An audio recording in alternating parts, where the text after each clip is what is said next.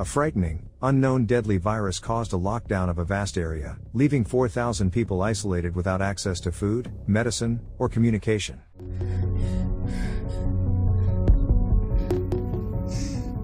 Day 13. The National Guard of the USA, fully geared up, stands ready for orders. Upon receiving the command, the gates open, and they move out onto the street. They encounter crowds of people wearing medical masks, who resist and plead for assistance. The situation quickly spirals into chaos and lawlessness on the street. After dispersing the crowd, the soldiers retreat behind the gates and close them, restoring order temporarily. Day 1. A school bus arrives at Atlanta City Hospital with children and their teacher. At the entrance, the kids encounter a man with rats in cages. Meanwhile, Dr. Sanders, severely ill, sits isolated in a room. Another doctor, standing behind glass, asks her to recount what happened. She explains that she had just started her rounds and hadn't seen the initial patients yet. Following them was a Syrian man who was very sick, though she didn't have direct contact with him. Recognizing his severe condition, she tried to catch up with him to convince him to stay for observation, but he refused. Reflecting on the events, she recalls giving him her pen to sign a form and realizes she got infected through it. In another part of the city, a woman packs her belongings into a box in her room when a man enters with a cup of coffee. Sensing her reluctance to move in with him,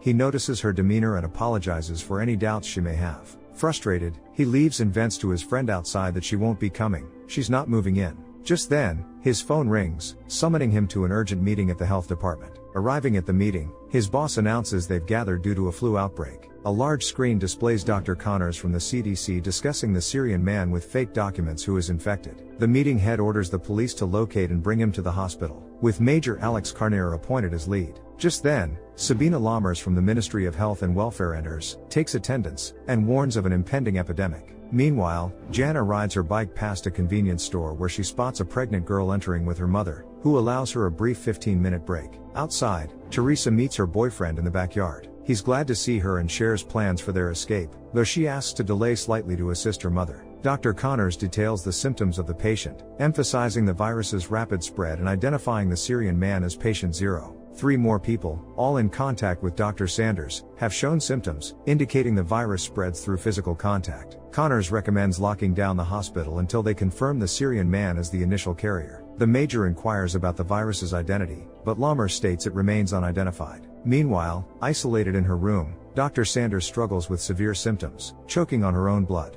In another area of Atlanta City Hospital, children perform under their teacher's guidance for the patients. Dr. Carver informs the teacher that he'll take over the tour in Sanders' absence, as she has gone missing. After his call with Jana, Alex's friend expresses frustration, feeling unappreciated despite their connection. Moments later, he's approached by the major, who appoints him as lead to locate the infected Syrian man and bring him to the hospital. Following the hospital tour, the teacher counts the children on the bus when one girl sneezes. They prepare to depart, but a hospital doctor stops them, ordering them to stay. He emphasizes the need to avoid physical contact and maintain a 2-meter distance. Meanwhile, Jana surprises her friend at work, who assumes she had the day off. She hands her belongings to Susie and heads to her office, where she ignores a call from Lex despite her friends urging to answer. At Atlanta City Hall, the major meets with Lammers, who urges him to act as a representative for the people due to their mistrust of authorities. Despite his 12 years in the police force earning trust, he seeks the complete truth, knowing it won't come easily. Lammers discloses the severity of the virus, unprecedented in her experience, warning of potentially catastrophic consequences if it isn't contained. Meanwhile, Susie tries reaching Jana, but Lex calls again. This time, Jana answers and learns of a developing situation near her at the hospital, possibly an epidemic. Concerned, Lex suggests Jana move in with him temporarily, which prompts Jana to express her love and agree to make the move permanent. Back at the hospital, the school director contacts the teacher, revealing they've been locked down without explanation, with one girl taken for examination. Simultaneously, the man who brought rats to the hospital calls his granddaughter Teresa, asking for help with her grandmother. Teresa, at the station with a suitcase, sighs heavily and informs her boyfriend Xander that she'll be delayed. She insists he proceed without her, as she plans to catch up later. Jake and another police officer, accompanied by an epidemiologist, arrive at the Syrian's house wearing protective gear. The family reacts with distress, but they manage to bring them all to the hospital safely. At the hospital, Miss Katie Frank is approached by a student who invites her to see the rats, but she declines. The student reveals that Quentin and Thomas went to see the rats on their own, prompting Katie to immediately search for them. Jake delivers the Syrian and his family to the hospital, where they are isolated and undergo examination.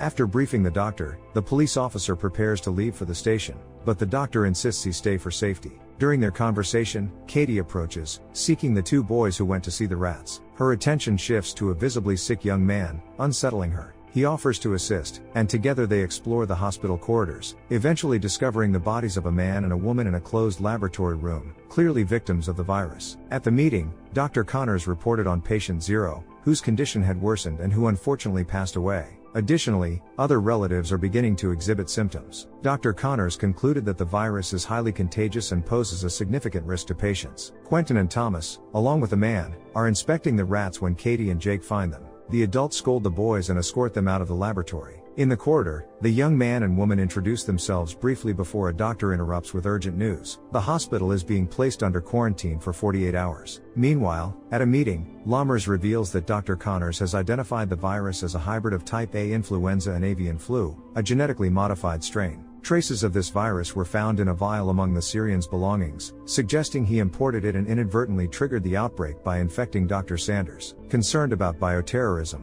Lammers declares the case now falls under national security jurisdiction, emphasizing the need for stringent security measures to contain the virus. Elsewhere, Teresa waits at the train station for her commuter train. When it arrives, it unexpectedly departs without allowing passengers to board. Station staff instruct everyone to evacuate as the station is closed, likely due to the unfolding health crisis. Lex calls Jana urgently, leaving a voicemail advising her to skip going home for her things and to come directly to him because the situation is deteriorating rapidly. Just then, Jake calls Lex, furious and trapped in the hospital amidst a dire situation. He describes the isolation units as chaotic nightmares. After this intense conversation, the Major meets with Lammers and agrees to act as her representative to gain access to critical information. Lammers explains they are establishing a quarantine zone to contain the virus, isolating one area from the surrounding districts to prevent further spread. By evening, the barricade was erected, effectively dividing the population, causing widespread dissatisfaction among those unable to return home. At a press conference, Lammers defends the quarantine as a necessary measure and reassures the public that authorities are doing everything possible to contain the threat.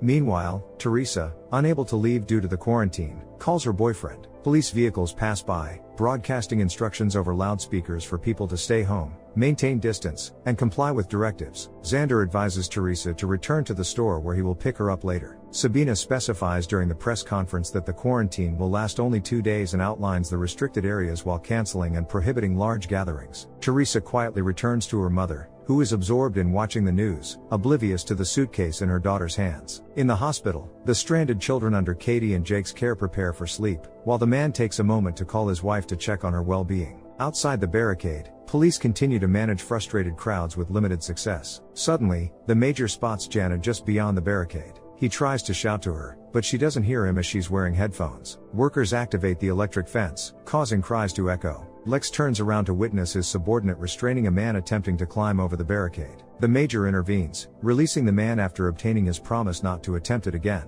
Amidst the chaos outside, disorder reigns as military personnel engage in conflicts with infected individuals. Night 1. At the morgue, the pathologist conducts an autopsy on a Syrian individual. Lammers addresses those assembled, emphasizing the absence of a vaccine for the virus and its 100% mortality rate among carriers. However, she reassures them that all contacts have been traced, and they believe the virus has not spread locally. Lammers requests detailed reports from all official personnel. During the autopsy, the doctor determines that the time from infection to death is less than 48 hours, underscoring the rapid progression of the virus. Nearby, journalists gather near the quarantine zone border, where police work to manage crowds and push the press beyond the perimeter. Major Leo Green is approached by a man who shows him a video depicting a tense encounter involving a black man and a white policeman. The man intervenes to defuse the situation but is asked by the black man to leave him alone. Meanwhile, Jana calls Lex, updating him on the quarantine zone and the escalating crisis, urging her to stay in the office for safety. She mentions that Jake is also inside the zone and can be contacted if needed. Lex attempts to call a friend for support, but his friend declines to answer the phone. Teresa engages in a video call with Xander when Emmy interrupts, inviting her to a party where a friend's parents are away and they've organized a gathering. Meanwhile, Jana settles into her office, but unexpectedly Susie and Dennis arrive. She's frustrated that her friend didn't go home and was out with the boss. In another part of the city, the Major issues instructions to his subordinates while a white car arrives at a house. A visibly unwell girl steps out. In the city hospital, Miss Katie educates her students about viruses and quarantine procedures. After watching the video with Lex, Lammers is convinced she made the right choice in selecting him. However, she worries about Lex's girlfriend being confined in the quarantine zone, as well as his friend Jake. Lex reassures her that he won't neglect his responsibilities. Lammers introduces the mayor to Dr. Connors, who updates them on the current number of people in quarantine and confirms that Jake's friend is not infected. Jana and her friend inspect the refrigerator and find it nearly empty. At that moment, their colleague Tony arrives at the office. Meanwhile, Jake receives a call from his upset friend. Lex informs him that Jana is also in quarantine. While they talk, Jake searches through the belongings of the Syrian relatives and discovers a photo of a girl on one of their phones, taken after they were already infected. Later, the major returns to the police department and instructs them to locate and monitor the movements of this girl. Meanwhile, Jake attempts to extract the name of the girl from a teenager, who remains silent. One of the relatives mentions that he never spoke about her, as they wouldn't have approved. Elsewhere, Emmy approaches Teresa and kisses her on the cheek. She invites Teresa to leave the store for a party, but Teresa hesitates. On the street, Leo approaches Lex wanting to know more details, but Lex refuses to divulge anything. The journalist then remarks that he thought the major was different from the others and doesn't know the whole truth. His friend from security services informs them that neither Syria nor ISIS have claimed responsibility for what happened, indicating it's not bioterrorism. Just then, a subordinate police officer calls out to them. They've found the address of the girl, located outside the quarantine zone. Arriving at the address, they find the girl's anxious parents who don't know where their daughter is. She never returned home.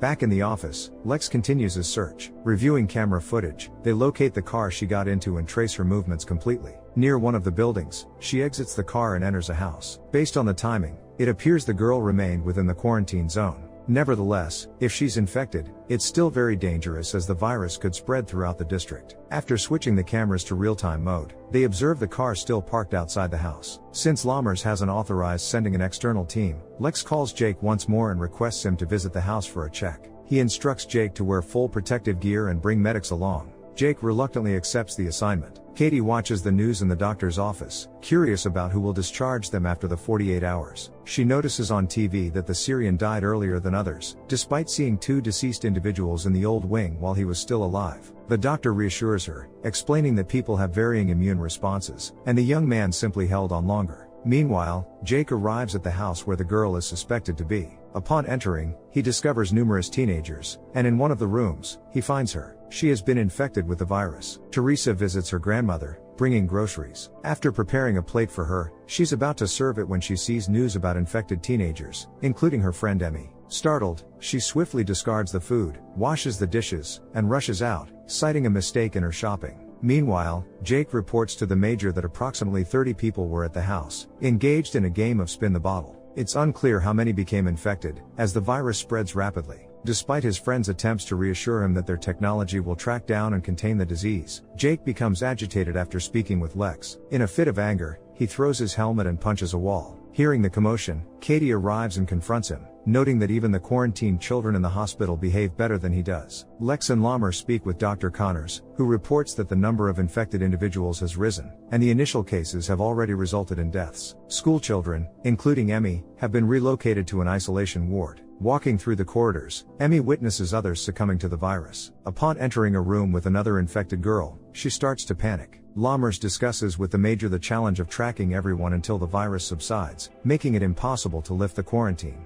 Lex grasps the situation and inquires about evacuating healthy individuals. Observing Lammers' reaction, he realizes they cannot evacuate anyone. The quarantine will remain enforced with no one allowed to leave or enter. Dr. Connors informs Katie that parents can pick up their children tomorrow. The quarantine is lifted at the hospital but remains in effect citywide, as the virus has spread beyond its borders. Katie realizes she will need to remain at the hospital, as her home is outside the quarantine zone. In a state of hysteria, Teresa calls Xander, fearing she may have been infected after Emmy kissed her on the cheek. Xander tries to reassure her and promises to come to her. Jana and Susie sit in the office chatting when they are startled by a commotion outside. They rush to the window and see a 3-story barrier of containers being erected on the street, completely blocking off the neighborhood from any entry or exit. Along the fence, more containers are being installed, escalating the fear among people who plead desperately to be allowed out. To prevent any chance of infiltration into the quarantine zone, workers begin welding shut the sewer manholes. At the CDC, Lammers gives an interview where she explains the challenges in containing the virus, leading to a small group of infections that necessitates extending the quarantine. Additional cargo containers are being added to reinforce the perimeter. Journalists are particularly focused on identifying patient 0, with no country taking responsibility. There are concerns about potential discrimination against Muslims in the zone. Leo Green's publications are seen as exacerbating tensions. Lammers emphasizes their commitment to protecting those in quarantine and criticizes Mr. Green for fueling fear and paranoia. After addressing questions, she invites Lex to speak. He reassures everyone that if they all adhere to the guidelines and support each other, the situation will improve soon. In the hospital, Dr. Connertz and other doctors triage incoming patients, swiftly isolating those obviously infected into special wards. Meanwhile, Bert urgently requests rats for experimental research aimed at understanding treatment options or developing a vaccine. The doctor, after speaking with Bert, turns to Jake for assistance. The quarantine ward is overwhelmed, and they're rapidly running out of space. Despite efforts to convert other departments, it's still insufficient. Descending to the lower levels, they reach the crematorium, which is filled with bodies. The doctor explains that the deceased are no longer infectious, as the virus typically dies within 2 hours after death. However, leaving the bodies unattended poses a risk of other disease outbreaks. He assigns a police officer the task of cremating the bodies to mitigate this risk. Jana calls Lex, frustrated that he hasn't shared any information with her. Lex explains it's classified and uncertain how long the quarantine will last. The virus has spread beyond the hospital, posing a widespread threat. He advises her to stay put, avoid going out, and ration food due to limited police presence in their area.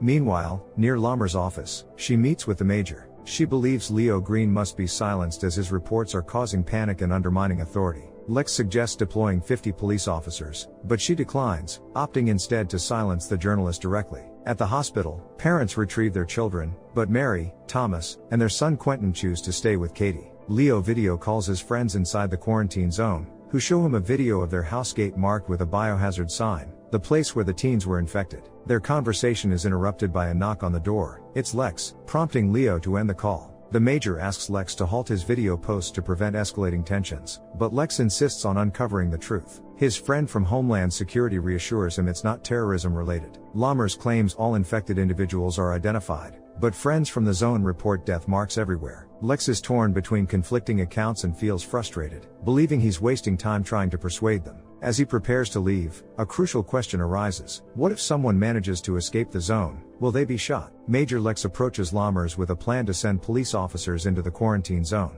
At that moment, she watches a video on Leo Green's channel where his request for access has been denied. The video grimly shows streets filled with bodies due to the virus. Meanwhile, Jake is busy in the crematorium, organizing documents and personal items. Lex calls him, delivering the disappointing news. There will be no reinforcements, only 11 police officers for the entire zone, and they must manage on their own. Reluctantly, the major appoints Jake as their leader, a responsibility he reluctantly accepts. Jana divides the dwindling food supplies among everyone, but the portions are meager. They are forced to ration carefully, uncertain of how long the quarantine will last. Dennis suggests venturing out for more supplies, with support from Tony and Susie. Teresa video calls Xander from the storeroom, worried she might have been infected. Their conversation is interrupted by an argument between a customer and her mother, who is upset over rising prices. At the hospital, children are becoming restless. The driver suggests going to the roof for fresh air. Up there, Thomas approaches Katie, urgently needing to use the restroom. Unable to wait for a teacher, he runs ahead. Katie chases after him, and on the stairs, they encounter an infected man. During the encounter, Thomas gets blood from the infected on him and is immediately placed in quarantine. It's uncertain if he's infected. His father was supposed to pick him up that evening. Dennis and Tony bring food to the office, but Jana notices that their boss isn't wearing gloves. Concerned about safety, she refuses to let them in, leading to Dennis and Tony being placed in quarantine for 48 hours. Meanwhile, Teresa continues her conversation with Xander in the storeroom. She hears commotion again in the store and looks out the window to see a disgruntled customer with several armed men. They threaten her mother and begin looting the store. Teresa tries to call 911, but the lines are overloaded. Luckily, Jake and his partner happen to be nearby and intervene, forcing the robbers to return the stolen goods and leave the store. Lex attempts once more to persuade Lammers to send police officers, proposing a new plan. However, she remains adamant and denies permission again. Meanwhile, Katie notices Thomas is missing from his room. She tracks him down in the hallway with his father, who has decided to take him away. Katie and Dr. Connertz try to convince the man to leave Thomas in quarantine, but he becomes confrontational and pulls out a gun, insisting on taking his child away. Leo video calls his friends, who share footage revealing a fire escape on a building where people can potentially jump onto containers and escape the quarantine zone. They urge Leo to publish the video so the police can block the escape route, but Leo insists on revealing the truth to the public. He suggests they escape themselves, but the women refuse, expressing hesitation. In the midst of their discussion, one of them sneezes, raising concerns about potential infection.